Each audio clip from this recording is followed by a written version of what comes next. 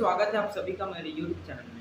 तो आज की इस वीडियो में मैं आपको बताने वाला हूँ कि जो मैंने पैरामेडिकल काउंसिल ऑफ छत्तीसगढ़ में अपने कोर्स जो मैंने बीएससी एमएलटी किया है, उसके लिए रजिस्ट्रेशन के लिए अप्लाई किया था।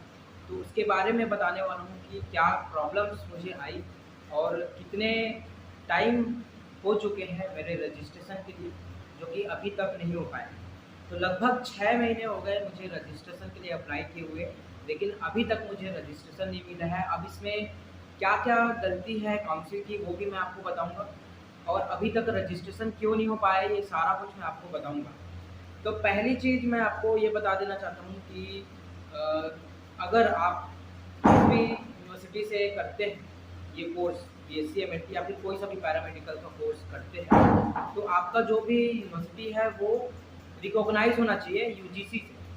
मैंने जैसा कि हर वीडियो में बताया कि जिस भी कॉलेज से आप करोगे, जिस भी यूनिवर्सिटी से आप करोगे, वो कॉलेज यूजीसी से सर्टिफाइड होना चाहिए, तभी आपको आपका जो है रजिस्ट्रेशन हो पाएगा छत्तीसगढ़ के पैरामेडिकल काउंसिल में। तो ऐसा ही कुछ इशू है, क्योंकि मेरा जो रजिस्ट्रेशन है इस सारे चीज़ों की वजह से रुका हुआ है और इसकी वजह से भी रुका हुआ है क्योंकि मैंने दूसरे स्टेट से जो है पैरामेडिकल का कोर्स किया है और छत्तीसगढ़ में तो ऐसा कोई भी यूनिवर्सिटी नहीं है जो कि पैरामेडिकल का कोर्स कराता हो।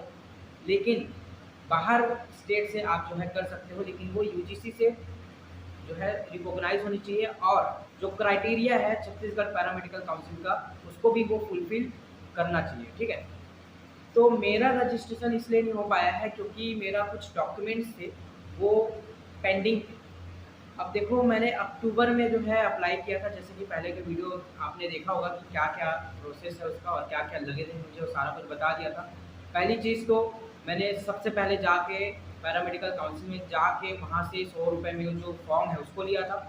फॉर्म लेने के बाद वो जो है रिसिप्ट नंबर बनता है, वही उसमें दिखाता है उनके ऑफिस में कि ये रिसिप्ट नंबर है और ये फॉर्म उसको दिया गया है, तो वही फॉर्म को ही आपको जमा करना होता है। उसके बाद उसमें जितने भी डॉक्यूमेंट्स मांगे थे वो सारे डॉक्यूमेंट्स के फ़ोटोकॉपी करा के उसमें मैंने लगाए थे और उसको अटेस्ट कराया था किसी भी गज़ेट ऑफिसर से जो कराना होता है, तो मैंने सीएचएमओ से करवा लिया था और उसको मैंने उसमें फ़ोटो भी चिपकाया था और सील साइन के साथ उसको मैंने स्पीड पोस्ट कराया था। साथ में उसमें 2 फ़ोटो एक्स्ट्रा मैंने दिया था, ब्लैक एंड वाइट माँगा था जिसमें, और एक डिमांड ड्राफ्ट भी बनाने को बोला था। तो ₹600 का डिमांड ड्राफ्ट बनाना था, लेकिन मैंने 650 का बनाया था क्योंकि ₹50 विलम्ब फीस भी चाहिए था।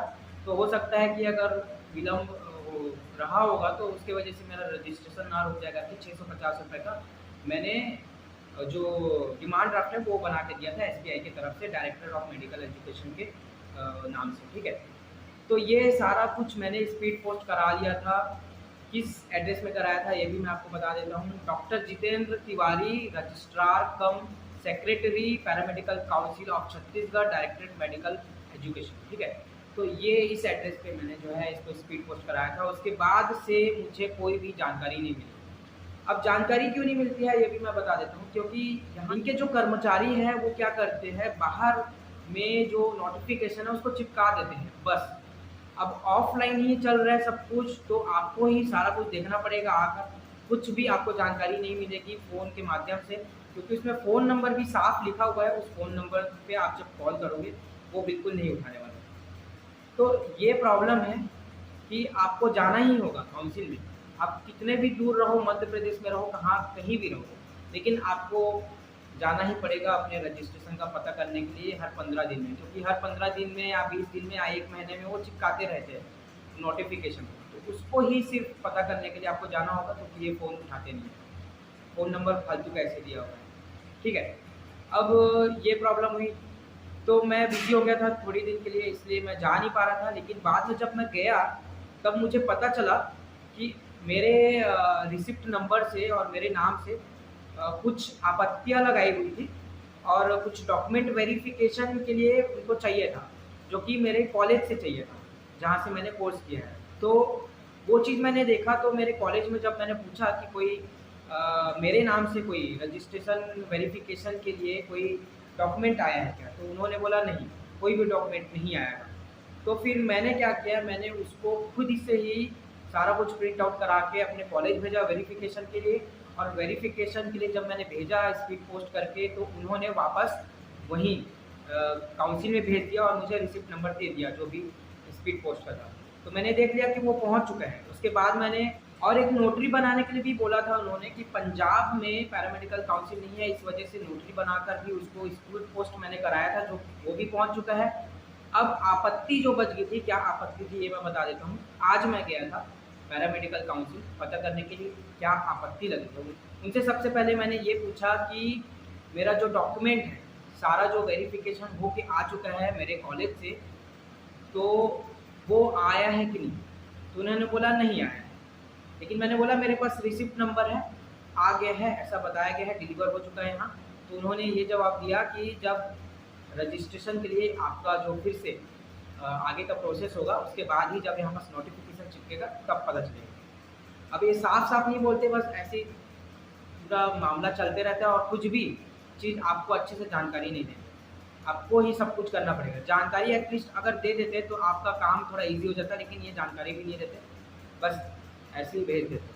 मैंने उनसे पूछा कि क्या आपत्ति लगा के रखा है मेरे रजिस्ट्रेशन के लिए, तो उन्होंने बताया कि आपका जो यूजीसी का जो लिस्ट है वो नहीं है।